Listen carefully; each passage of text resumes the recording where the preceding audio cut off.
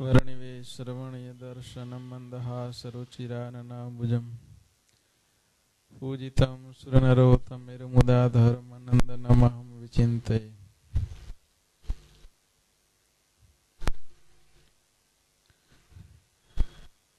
આજના આ શાકોત્સવ પ્રસંગે જુનાગઢ સહજાન સ્વામી સત્સંગ મંડળ આયોજિત પહેલી વાર શાકોત્સવ આજે આ ખેતલિયા દાદાની જગ્યામાં કરવામાં આવ્યો છે.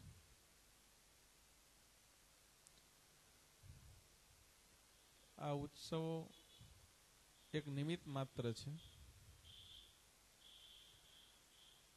પરંતુ આમાંથી કીર્તન, ધૂન અને કથા વાર્તાના માધ્યમે આપણા હૃદયની અંદર થી જગતની આ શક્તિઓ તૂટે, પરમાત્માના સ્વરૂપમાં પ્રીતિ થાય, એવું કંઈક થાય, એને માટે આ બધું સંપ્રદાયોમાં સત્સંગમાં થતું હોય છે. સારા એ સોરઠ દેશના હિતને માટે સોરઠ દેશવાસી અનેક આત્માઓના કલ્યાણને માટે સૌ પ્રથમ પહેલી વાર પંચાળા દરબાર ઝીણાભાઈ જુનાગઢમાં મંદિર કરવાનું વરદાન મહારાજ પાસે માંગ્યું. જમીન પણ પોતે આપી.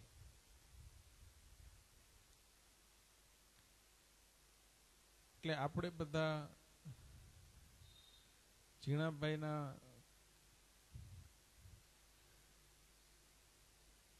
ઉપકાર આપણી ઉપર જેટલા ગણો એટલા ઓછા ગણાય. જુનાગઢમાં મંદિર કરવું હતું. મહારાજે વાત કરી, કોણ જાશે? બ્રહ્માનંદ સ્વામીને મંદિર કરવા માટે મોકલ્યા. મંદિર થયા પછી પણ અહીંની મહંતાઈ કોણ કરશે? જુનાગઢ એ વખતમાં કોઈ આવવા તૈયાર નહોતું, કારણ કે ગઢડાથી ઘણું દૂર. મહારાજના દર્શન, વાતો, એનું સુખ ના મળે. અને એમ કેતા જુનાગઢમાં તો શું છે, પાણા છે, પાણા. એમ ગિરનારમાં પથરા છે, બીજું કઈ છે નહીં. ત્યારે એવું કહેવાતું હતું. પણ મહારાજે ગુણાતીતાન સ્વામીને આજ્ઞા કરી અને આશીર્વાદ પણ એવા આપ્યા કે જુનાગઢ જાશે એની અનેક જન્મની કસર અમે એક જન્મમાં ટાળશું.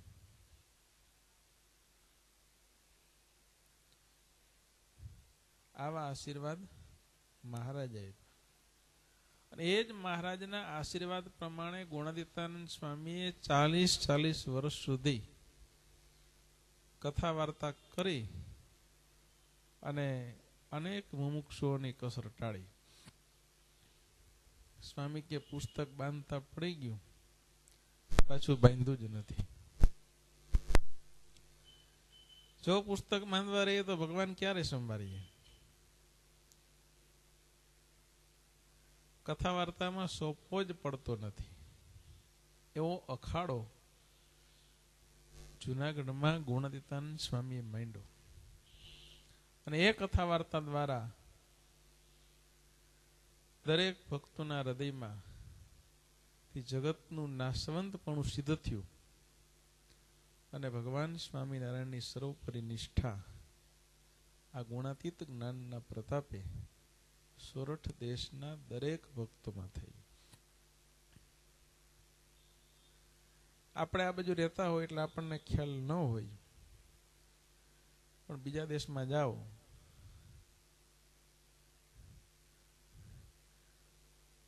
અમદાવાદમાં જાઓ ને, નરનારાયણ દેવ મુખ્ય ગણાય.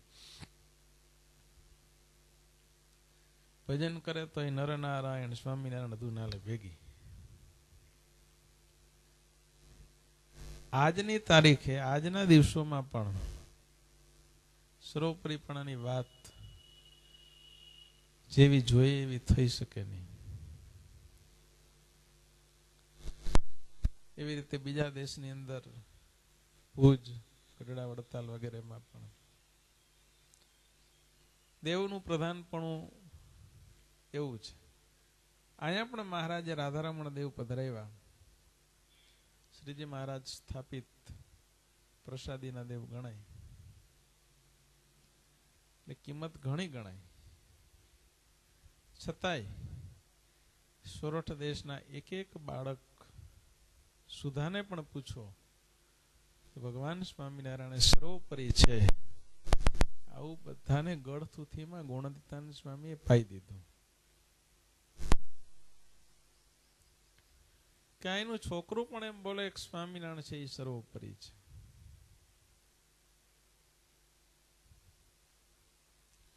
આ વાત બહુ મહત્વની છે. દર્શન કરવા એ પણ શીખવા જેવું છે. સાક્ષાત સવિતા વાંચતા હો, એમાં જુનાગઢનું કિરણ આવે છે. સ્વામી મંદિરમાં દર્શન કરવા ગયા, પેલા ડેરામાં આવીને સ્વામી બોલ્યા કે સિદ્ધેશ્વર દેવ મહારાજના પધરાવેલા છે. આ રણછોડ ત્રિકમરાય મહારાજના પધરાવેલા છે. આ રાધારમણ દેવ મહારાજના પધરાવેલા છે. હરિકૃષ્ણ મહારાજ, રઘુવીરજી મહારાજે પધરાવ્યા છે. ઘનશ્યામ મહારાજ, બાળ મુકુદાસ સ્વામીએ પધરાવ્યા છે. પધરાવનાર કોણ છે? એની કિંમત તે દેવની કિંમત છે. પણ ઉપાસના છે, નિષ્ઠા છે, ભજન છે, એ સહજાનંદ સ્વામીનું છે.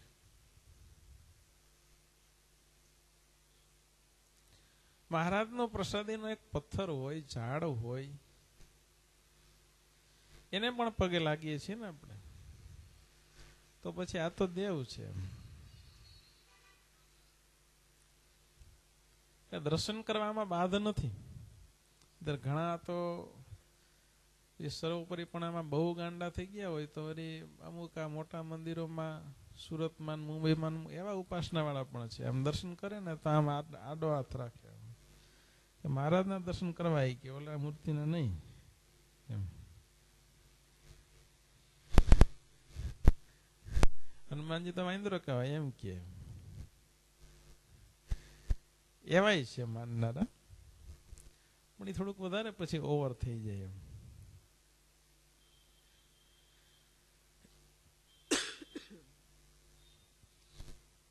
અદ્ભુતાનંદ સ્વામીને પ્રશ્ન પૂછ્યો તો બીજા સંપ્રદાય વાળા હોય, તમે એમ કહો છો કે અમારો સંપ્રદાય સ્વામિનારાયણ સંપ્રદાય છે, અમે એની ઉપાસના કરીએ છીએ, એનું ભજન કરીએ છીએ, એ વાત ખોટી છે. તમારા ભગવાને કરેલા મંદિરો છે, મૂર્તિઓ તો બધી બીજી છે, એમાં ક્યાં સ્વામિનારાયણની ઉપાસના એવી? તમે એની આરતી કરો છો ને એની પૂજા કરો છો, આવું કીધું તમે. ત્યારે અદ્ભુતાનંદ સ્વામીએ એવો સરસ જવાબ આપ્યો કે અમારા ઈષ્ટદેવે માંગરોળમાં સમાધિ પ્રકરણ ચલાવ્યું ત્યારે જેના જે ઉપાસક હતા એ રૂપે એમણે દર્શન આપ્યા. રામચંદ્રજીના ઉપાસક હતા એને રામ રૂપે દર્શન આપ્યા, કૃષ્ણના ઉપાસક હતા એને કૃષ્ણ રૂપે દર્શન આપ્યા, શિવના ઉપાસક હતા એને શિવ રૂપે દર્શન આપ્યા, હનુમાનજીના ઉપાસક હતા એને હનુમાનજી રૂપે દર્શન આપ્યા, જેના જે ઉપાસક હતા એને એ રૂપે દર્શન આપ્યા.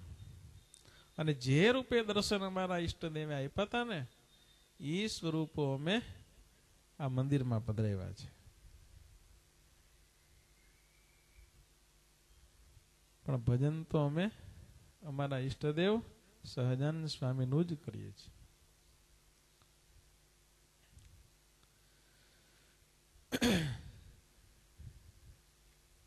બાળ મુકુદાસ સ્વામી મુખ્ય શિષ્ય ગુણાતીતાનંદ સ્વામીના ગણાય. જુનાગઢમાં 10 મંડળ હતા. જ્યારે સ્વામી અહીંયા આવ્યા ત્યારે થોડાક સંતો હતા, 25 જેટલા સંતો હતા. મહારાજે સંતો વધારે લઈ જવાનું ગુણાતીતાનંદ સ્વામીને કીધું ત્યારે સ્વામી કે મને એ ના ફાવે, ઓછા સાધુ હોય તો સારું. સ્વામી કે મહારાજ કે સ્વામીને સાધુ તો 10 રાખીએ, 20 રાખીએ, 50 રાખીએ, 100 રાખીએ, બસે પણ રાખીએ, જેથી જીવનું કલ્યાણ થાય, જીવાત્માના કલ્યાણને માટે. પછી ગુણાતીતાનંદ સ્વામીની હયાતીમાં 200 સંતો જુનાગઢમાં થયા. એ પ્રમાણે મહારાજ બોલ્યા હતા, એ પ્રમાણે સ્વામી કે સત્ય થયું. 10 મંડળમાં સ્વામી આજ્ઞા કરી જેને જેમ મળતું આવે એમ રેજો. બાળ મુકુદાસ સ્વામી બહુ સમર્થ, કાળેજ ગામમાં એનો જન્મ.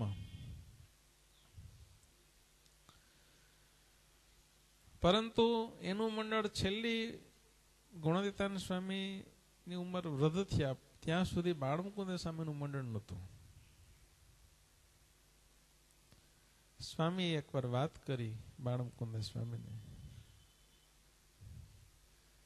કે તમારા નામનું મંડળ બાંધીએ, તમે દેશમાં ફરવા જાઓ.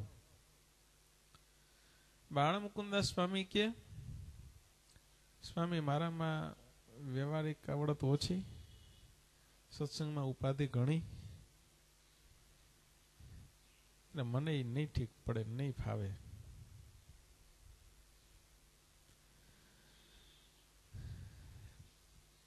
સ્વામી ત્યારે કઈ બોલ્યા નહીં. પછી બીજી વખત પાછું બાળ મુકુદાસ ગુણાતીતાનંદ સ્વામીએ બાળ મુકુદાસ સ્વામીને કીધું.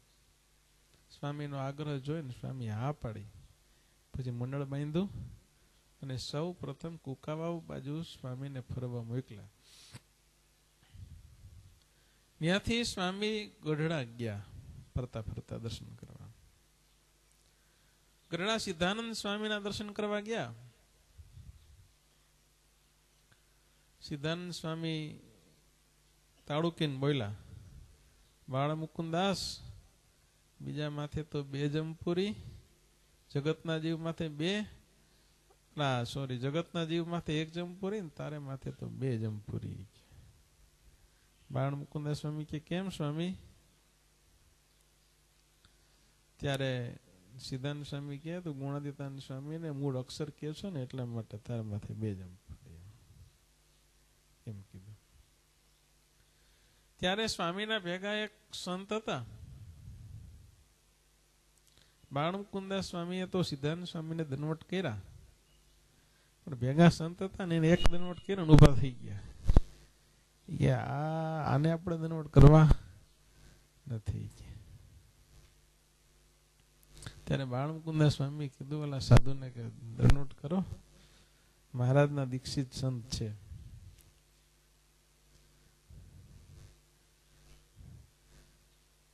ત્યારે સ્વામી કે આના ઓલા બીજા સાધુ કે આને કેમ કરવા? ત્યારે બાળ મુકુદાસ સ્વામી એવો જવાબ આપ્યો કે ભગવાનના સંબંધ વાળો લીમડો હોય, ખીજડો હોય, પથ્થર હોય, એને પણ આપણે પૈગે લાગીએ છીએ. તો આ તો મહારાજના દીક્ષિત સંત છે, એને તો પૈગે લાગવું જોઈએ ને એમ કીધું. એમ આવો સંબંધ વાળાનો મહિમા સમજતા હતા.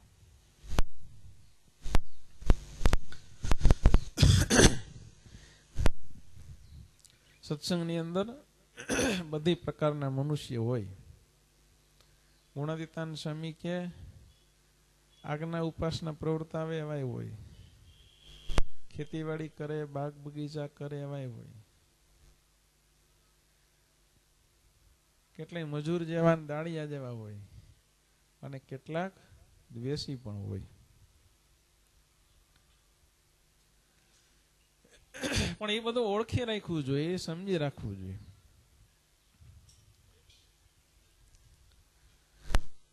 મારા ગુણાતીતાન સ્વામીના વખતમાં પાડાઓ હતા.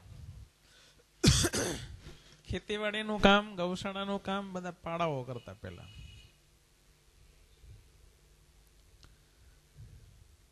આ તો સ્વામીનું જીવન ચરિત્ર વાંચતો હતો ને એમાં બધું પ્રસંગ હોય. ઘણી વસ્તુઓ ઉપયોગી ઓછી હોય તો એ ઘણી વાર જાણવા જેવી પણ હોય છે.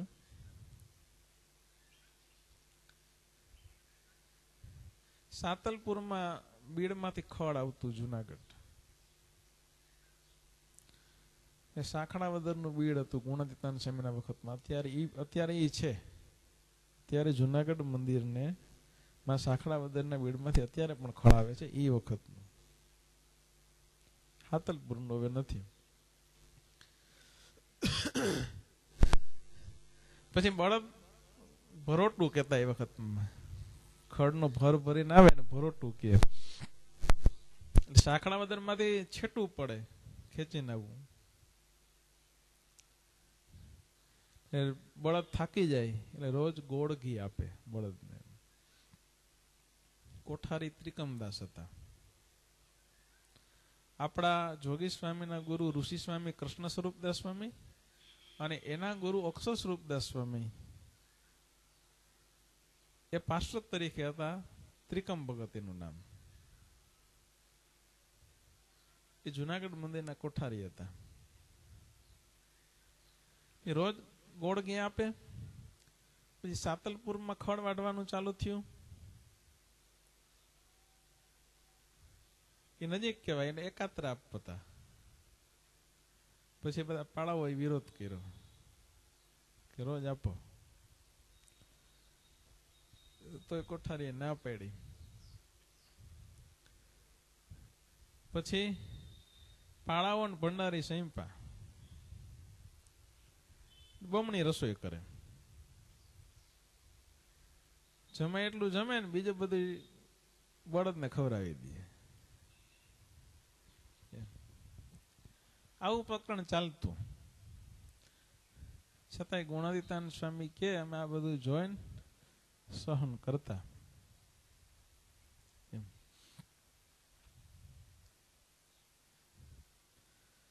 સ્વામી બહુ બળભરી વાતો કરતા. સ્વામી કે 12 મહિનામાં 11 મહિના તમારા અને 1 મહિનો મારો. એટલે 1 મહિનો જુનાગઢમાં આવીને વાતો સાંભળવી, સત્સંગ કરવો. પછી તો ખૂબ હરિભક્તો આવે. બ્રહ્મચારી અકણાણા. સ્વામીને કે આટલા બધા હરિભક્તો આવે ના રોટલા કોણ કરશે? આનું જમાડવાનું શું થાય? સ્વામી કે હરિભક્તોને બળદ લઈ આવે છે, બાજરો લઈ આવે છે અને એ બળદ થી બાજરો દળાય છે.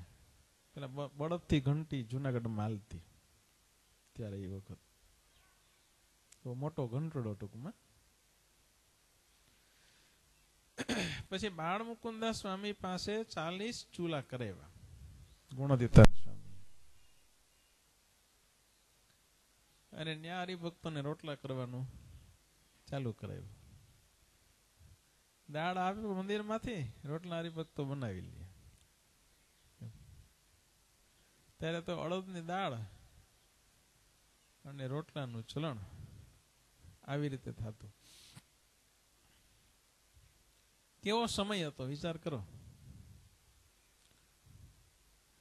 મંદિરમાં પણ અડદની દાળ અને રોટલા એ મળતા હતા. અત્યારે આપણા વાડીમાં શાકોત્સવ કર્યો તો કેટલું હોય છે.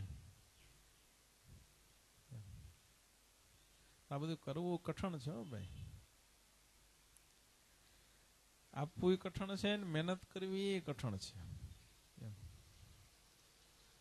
કેટલાય સંકલ્પ કરો તો થાય. જો હરિભક્તો બધું કરે છે એમને એમ ના થાય ને, એમ ઘણું બધું કરવું પડે.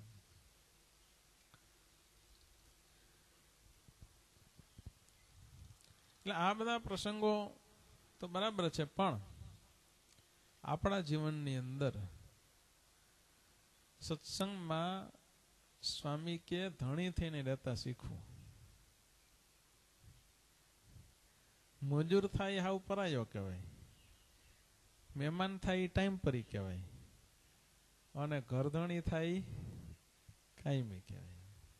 તમારે મહેમાનની કિંમત વધારે ગણાય, પણ એક દી પૂરતી, એમ પછી બીજી દી કિંમત ના કહેવાય. ઘરનો માણસ હોય એને કઈ રોજ શીરો કરીને કોઈ જમાડે નહીં, મહેમાનને શીરો કરીને જમાડે, પણ કઈ એના નામનો દસ્તાવેજ થાય મકાનનો? એ ના થાય.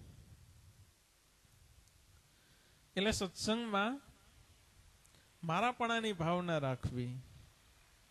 આ મારો સત્સંગ છે, મારા ઈષ્ટદેવ છે, મારા ગુરુ છે, મારું મંડળ છે, મારી સંસ્થા છે, મારી સભા છે, બધું આપણું છે. જો આવું થાય તો બહુ મોટો લાભ મળે. તો એનો સ્વાદ છે ને બરાબર આવે, તો એનું સુખ આવે.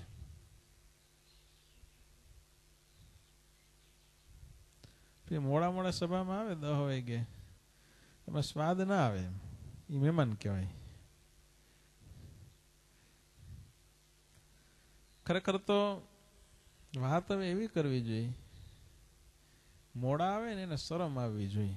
શરમાતા હેઠું જોઈને છાનુંમનું બેસી જાવે. સાંભળ્યું વસંતભાઈ ભોજાણી? મોટા ના કહેવાય પણ તમને જ કહેવાય ને.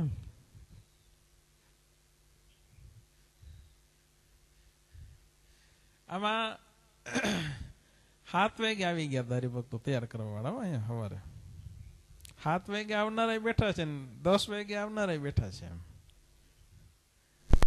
7 વાગે આવી જાય ઘરધણી કહેવાય ને, પછી 10 વાગે આવી મહેમાન કહેવાય. 8:30 પોણા 9 ટાઈમ આવે એ મારું માનીને એવા કહેવાય. એમ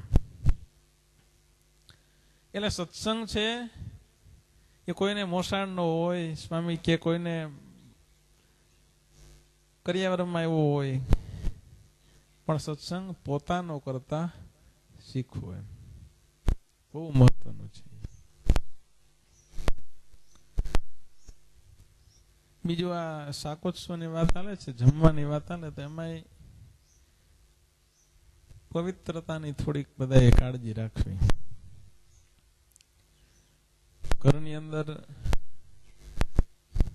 તમારા ગ્રહસ્થની અંદર અટાણે બધી ગોળી ગેંડી થઈ ગયા, હાથ ધોવાની મોઢું ધોવાની, શું કે ને હવે વોશ બેસિંગ કે પેલા ગેંડી કહેતા. ટોયલેટ જઈને હાથ ધોવાનો નળ અને એમને મોઢું ધોવાનું નળ ને બ્રશ કરવાનો મોટા ભાગના ગ્રસ્તોને ઘરે બધું એક હોય છે. પણ ટોયલેટ જઈને હાથ ધોવાનો નળ છે ને એ ખરેખર જુદો જ હોવો જોઈએ, બીજે ક્યાંય પછી ઉપયોગમાં આવે નહીં. આ એક બધા સુધારો કરી લેજો, બધા ભેગા થઈને કહી દઈએ. એમ વિષય જુદો છે પણ છતાંય વચ્ચે કહી દઈએ. એમ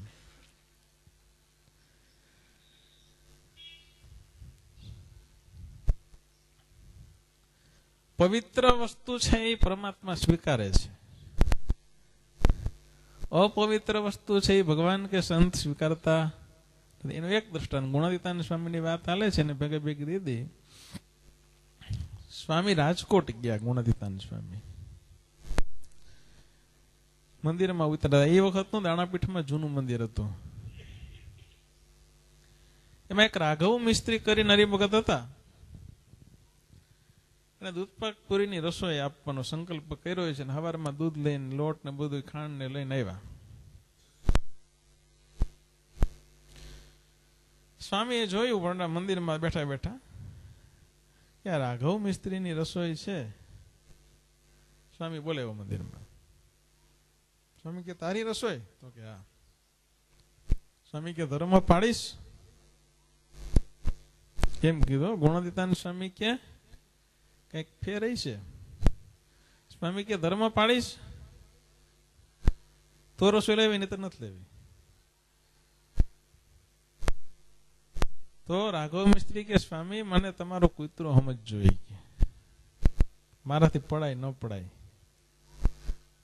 સ્વામી કે ઉપાડતા દેગડાય કે નથી જોતા, એમ કીધું ગુણાતીતાન સ્વામીએ. અને આવી ગયું તું સીધું, દૂધના દેગડા પાછા મોકલાવી દીધા, ઉપડાવ્યા. એની રસોઈ સ્વામી લીધી નહીં. પછી બીજા હરિભક્તોને પાસે લોટ અને દાળ મગાવીને દાળ રોટલા કર્યા. સ્વામી ગુણાતીતાન સ્વામી ધર્મની બાબતની અંદર આવા કડક હતા. જો એક પ્રસંગ, તમે આ પ્રસંગ ક્યાં નહીં સાંભળ્યો હોય. હવે આપણે ગમે ત્યાં ગમે એમ ખાઈ લઈને ગમે એમ પી લઈ, રેડિયાર ઢોરની જેમ, એ વ્યાજબી તો નથી જ ને. એ વસ્તુ વ્યાજબી નથી.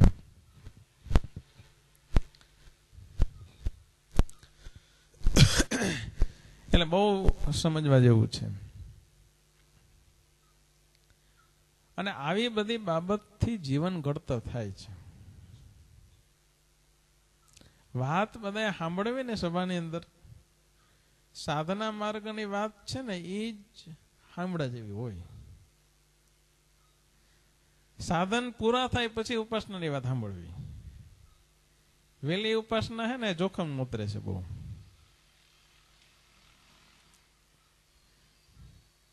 અને અમારા સાધુને સ્વાભાવિક ટેવ પડી ગઈ, હરિભક્તોને જો બહુ ઓલી વાત કરશું ને તો દુઃખ લાગશે. પછી છેલ્લે અમે હે ને થોડીક ઉપાસનાની વાત કરી દઈએ એટલે બધું પાણી ફરી જાય. દૂધ સાકર ચોખા જમવાની, નોડા ખાટે ચકવું, ભગવાનના ધામમાં જવું. આ સત્સંગ ઓળખાણો, સાધુ ઓળખાણા, ભગવાનનો દ્રઢ આશરો થયો. હવે કરવું કાંઈ રહ્યું નથી.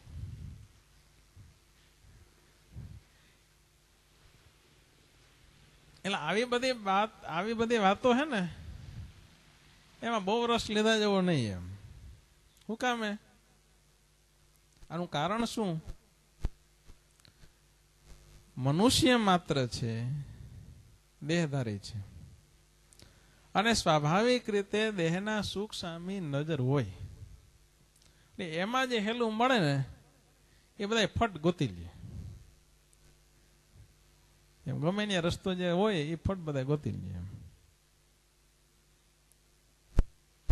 અટાણું બધા એ જ કહેલું છે ને. એમ એટલે જ ઘડતર ન આવે. જુનાગઢમાં પધરામણે કઈ રીતે ઘરે ઘરે કેવું પડે કે ભાઈ કોણ આ સભામાં નથી આવતો. કેટલા નામ કાઢ નાખ્યા આપણે. 250 ઉપર પધરામણી કરતા હતા, 90 ઘર કાઢ નાખ્યા આપણે. કે ભાઈ વર્ષમાં 6 સભામાં આવે તો જ પધરામણી કરવાની, નહીતર બંધ. એમ કરીને આપણે 100 ઘર તો કાઢ નાખ્યા, તો એ જ અમુક રહી જાય છે. એમ આવતા હોય પછી ઓછા આવતા હોય. તો વ્યવહાર છે ને ભાઈ, વ્યવહારમાં તો એવું જ હોય ને. તમે હગામાં જાઓ તો તમારે હગા આવે, તમે ના જોતા એવા કરે. એમ તમે ના આવો સત્સંગ સભાની અંદર, સાંભળ્યું વલ્લભભાઈ? તો પછી આવ્યા ક્યાંથી કરે? 1 બજે તો કેટલો ટાઈમ હાલે? એમ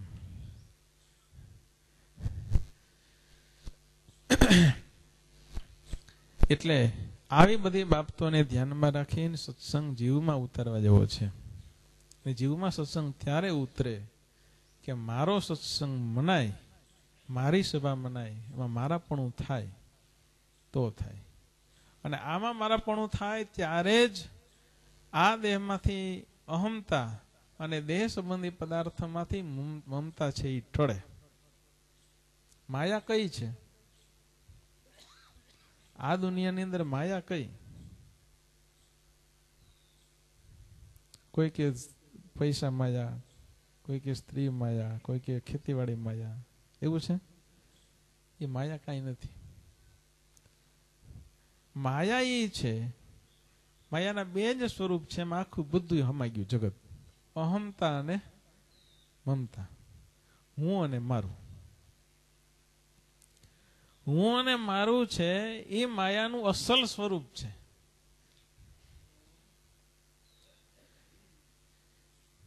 અને એ ત્યારે જ ટળે કે જ્યારે ભગવાન અને ભગવાનના ભક્તમાં મારાપણું થાય, ભગવાનની મૂર્તિમાં, ભગવાનના ભક્તમાં, ભગવાન સંબંધી વસ્તુ પદાર્થ માત્રમાં મારાપણાની ભાવના થાય, તો આ બધા કુટુંબમાંથી, દેહમાંથી, આ બધી આ લોચામાંથી ત્યાં નીકળાય. એમ નહીં તો નીકળાય નહીં. એમાં મારાપણું થયા વગર આમાંથી પ્રીતિ તૂટે નહીં, અને આમાંથી તૂટ્યા વગર એમાં થાય નહીં. એક જ સિક્કાની બે બાજુ છે આ.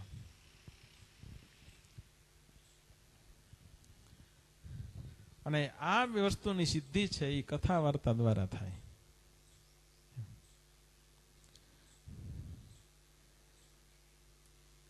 ગુણાતીતાન સ્વામી 1 મહિનો નક્કી કર્યો હતો કે 1 મહિનો, 12 મહિને 1 મહિનો તો આવું જ એમ.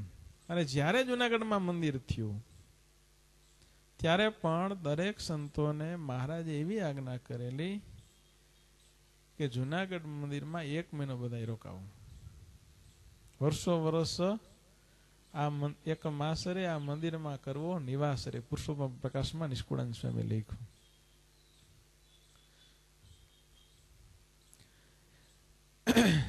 એટલે સમય છે ને એ બહુ ચૂકાઈ જતો હોય એમ.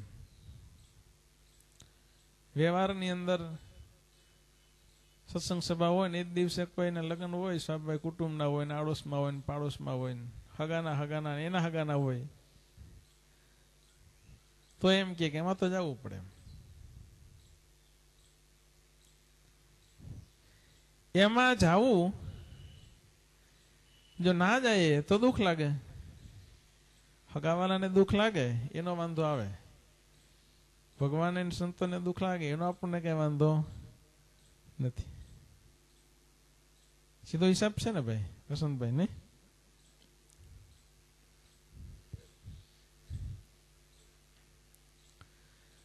એટલે બહુ વિચાર કરવા જેવું છે, બહુ સમજવા જેવું છે. પ્રાપ્તિ બહુ મોટી થઈ છે. વાંચા કરવું, હાંભળા કરવું અને જીવનમાં ઉતાર્યા કરવું, તો આ સત્સંગમાં બેડો પાર થઈ જાય.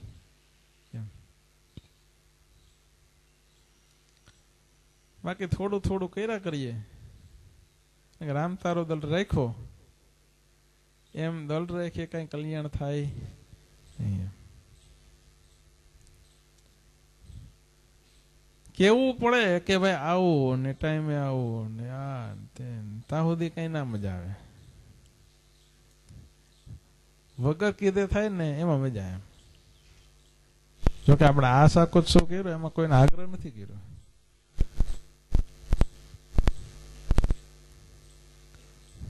એ કાર્ડ અપાઈ ગયા હતા ને આવ્યા બધા એમ. કોઈને આગ્રહ નથી કરવો પડ્યો આ વખતે. એટલું સારું કહેવાય. મેસે નથી કર્યા આ વખતે તો. શાકોત્સવમાં જેમ અવાય એવી રીતે ખાલી સભા હોય ને તોય પાછું એમ અવાવું જોઈએ એમ. તો કથા વાર્તાની કિંમત છે ને એ થઈ કહેવાય એમ. એવી રીતે કે જાહેર કર્યું હોય કે ખેતરની દાદાની વાડીમાં સભા છે ને સભા પૂરી થાય પછી પૂરું, ખાલી સભા જ રાખી હોય તો આટલી સંખ્યા થાય ને તો અહીંયા કથા વાર્તાની કિંમત થઈ કહેવાય. અને જ્યાં સુધી એમ ન થાય ત્યાં સુધી એટલું હજી કાચું ગણાય એમ. એમ બ્રિજેશભાઈ?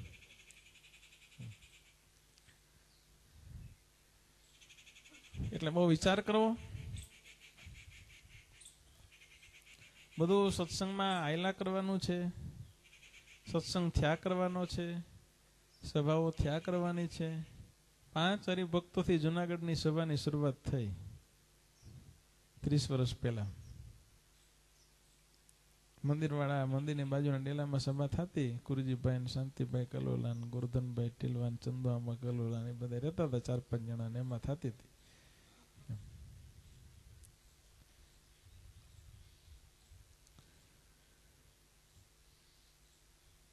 એટલે પ્રાપ્તિનો પાર નથી.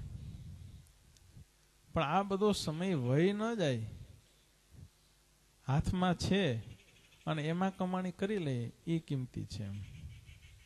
જુવાનિયાને એવું હોય, જુવાનિયા ઘણા છે, આમાં અડધા 50% છે એ મોટા થઈને ભગવાન બચશું, મોટા થયા હોય ને પૂછો તો ખબર પડે.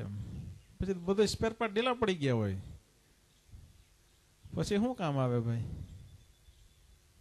પછી કઈ થાય નહીં. એમ બાપા કઈ આવે હમણાં હાવ નિવૃત્ત થઈ જાય, પછી કઈ ના થાય. એટલે સમય મેળવ છે કિંમતી, એ સમયને વધાવી અને કથા વાર્તામાં પ્રીતિ કરીએ, ભગવાનની મૂર્તિમાં પ્રીતિ કરીએ, કીર્તન ધૂનમાં પ્રીતિ કરીએ, તો આ લોકના સુખમાંથી રાગ છે એ ટળે અને સત્સંગ તરફ આપણું ઉર્ધ્વ ગતિ દિન પ્રતિદિન વધતી જાય અને ભગવાનની પ્રસન્નતા, ભગવાનના સંતની પ્રસન્નતા એ આપણી ઉપર ઉતરતી રહીએ. સહજાનંદ સ્વામી મહારાજ